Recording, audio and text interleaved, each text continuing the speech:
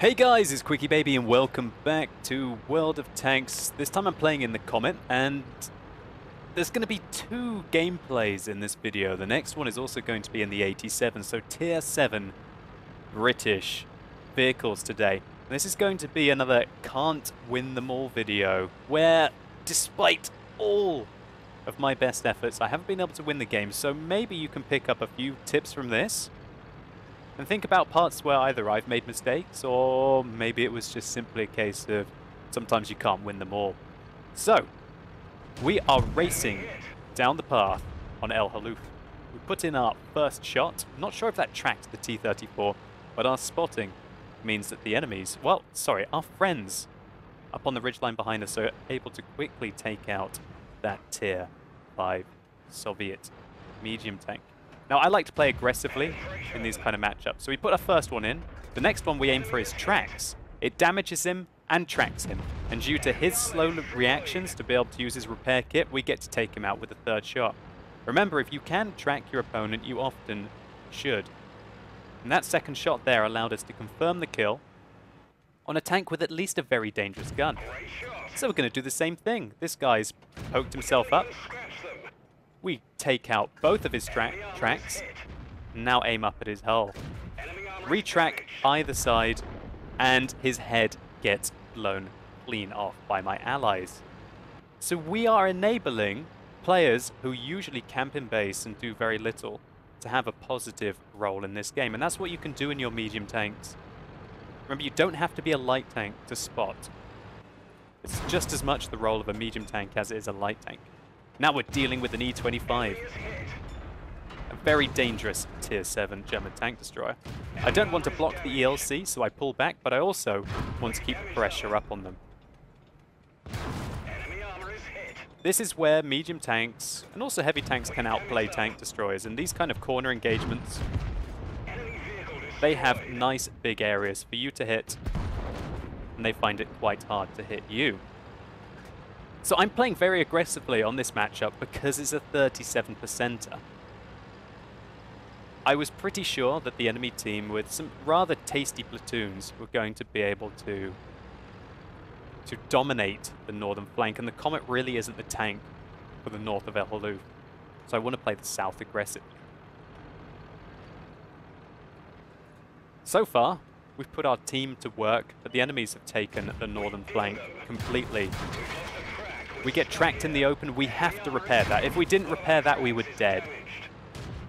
Now we're trying to target out the artillery, but we can't target the artillery anymore. We have to focus the VK. We track him, he uses his repair kit. Now we get to finish off the Hummel. We dodge his shell and put him down. Now I've got to worry about the Comet from behind. Never mind, he's not coming from behind, he's coming from the front. I have to get out of the situation. I'm also getting shot in the side, probably by the 5916 that was last spotted in the middle, who is likely using the little light tank autoloader. So now I'm unspotted, I can in turn flank around again. My ELC puts in a good shot, and I need to get myself into a position here where I'm not going to get shot anymore by the 5916. We kill the VK on the move, checking behind me to see where the shots will be coming from the 5916. Maybe it can give us some intel on where he is. And now we have to just go at the Comet. I tried to track him, but in retrospect, I'm wasting my time. Fortunately for me, it looks like the Comet is ammo racked, which allows us to pick him apart. Well, actually, the Panzer S from base picks him apart. Our base is overrun, and there's only one possible way to win this game now. It's to cap. I spin my camera around and tell the T-37 to follow me. Now the 5916 is coming in. He's part of that platoon and he interrupts me. But luckily, we managed to shut him down before he can finish us off, so it's a race. He was part of the rather decent platoon on the enemy team, as we can see here. 2 Su-122-44s in this matchup, along with a 5916.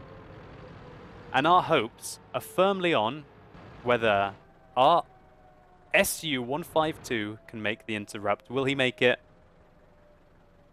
Well, obviously the title of this video wouldn't really make sense if he did. And the enemy team managed to cap out.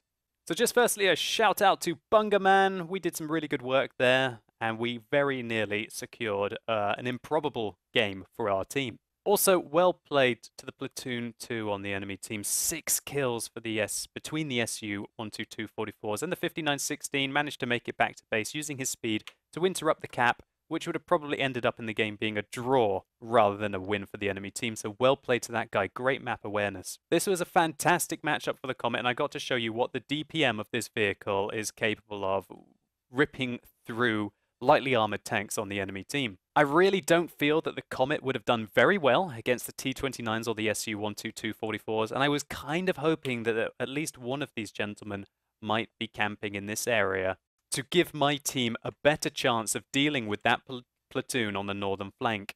Nevertheless, it was a great game. Let's take a quick look at the post-game stats before we move into our next gameplay. So in this very short game, we picked up a high caliber medal, and surprisingly in the Comet, a steel war medal, which doesn't happen very often unless you are completely hull down against low-tier targets. This was 2,128 experience for a loss. It's very satisfying when you get nearly double the enemy team and they won and you lost. This was because of the amount of kills that we picked up and also the 1,000 spotting damage. And again, just well played to the 5916. Those 16 defender medals on me probably made the difference. In these kind of matchups as well, the Comet can make a very healthy profit. Even for a loss, we made 40k here, as the ammunition is very cheap even though we fired 33 shots. And of those 33, 29 hit and 28 penetrated. I think in retrospect, the only thing I could have done is probably made more of an effort to go after the SU-122-44s, as they were the danger men and they would just rip apart my team in that kind of a matchmaking. Anyway, let's move on to some more gameplay.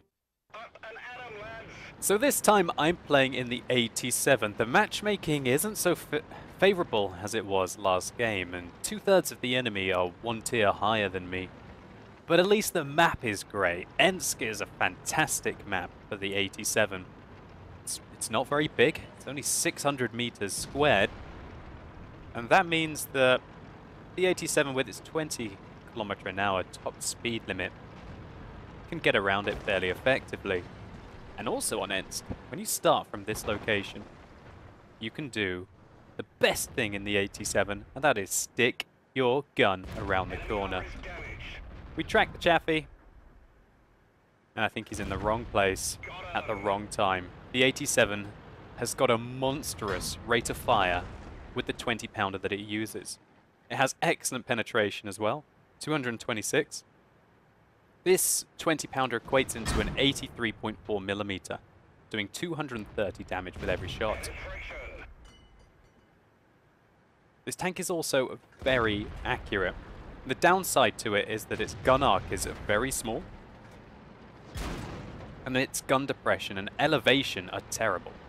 So I decide that I'm not going to get much fighting out there on the T-34. What I want to do is go to this building and stick my gun around it. That is what the 87 does. And let me just try and show you what I'm trying to get at here. Let's look at this fight from the view of the KV-5. I tracked the KV-5. This Jagdpanther 2 goes out in front of me, and this is what the KV-5 can see. When this Jagdpanther kind of gets... well, he's actually blocking my shot. So really, all the KV-5 can see is my gun. He can see none of my weak points. And right now, I'm just locking down his tracks, holding him in place, and in retrospect, I should have really aimed for the tracks with that last shot. Let's see if we can do the same to this Tiger 2 as we put the first in. He bounces off my armor. We put one into his tracks. And this is just awkward for him. There's not many tank destroyers that can do this to an opponent. When you manage to get an opponent locked down in the tracks, it's usually with a heavy tank or a medium tank, and the vehicle has to be very long, sticking out a large proportion of its track, just like this Tiger 2 is. So really, from here, the Tiger 2 cannot see any of my tank, and that gives him no opportunity after he has already used his repair kit to get his tracks back on due to the great rate of fire of the 87. Let's just take a look at what the view looks like from the tracks, and this is why the 87 is awesome. From this position, the 87's armor is formidable, as I can show you in What Tank Viewer. Here's the 87, and here is its armor profile. Interestingly, the tank, if you hide the chassis, has no hitbox behind the tracks like a lot of the British tanks have. And this means that a lot of people simply just try and keep shooting it in the tracks, only holding it still, with no chance of actually damaging the tank. All the enemies can see is over 200 millimeters of armor, and above that 127 millimeters, which has got quite an angle on it. Or they can try their luck with 101 millimeters of spaced armor over the gun. And if we look behind that, it's only actually a very small area directly behind the gun that has 0 millimeters, unlike most of the other mantlets in the game. And so from here on, the Tiger II has simply no chance. And the dead Jagdpanther II behind me is actually hindering my progress. Luckily, the Tiger II pushes forwards. We put one into his lower plate, make that 2, and make that 3. I believe that guy got very frustrated. Now we can push round and take out our second Tier 8 heavy tank of the game, the KV-5. I elect to repair because I think he might be able to reload in time to take my tracks off.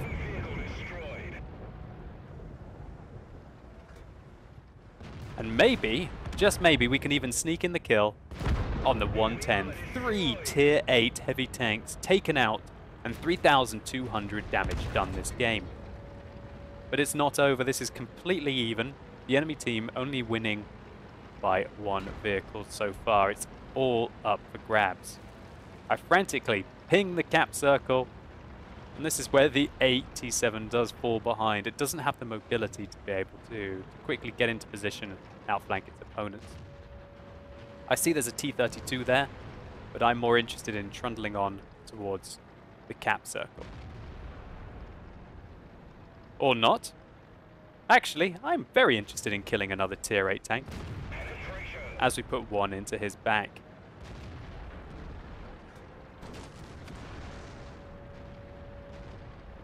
So I don't want to get flanked by this T-34 too.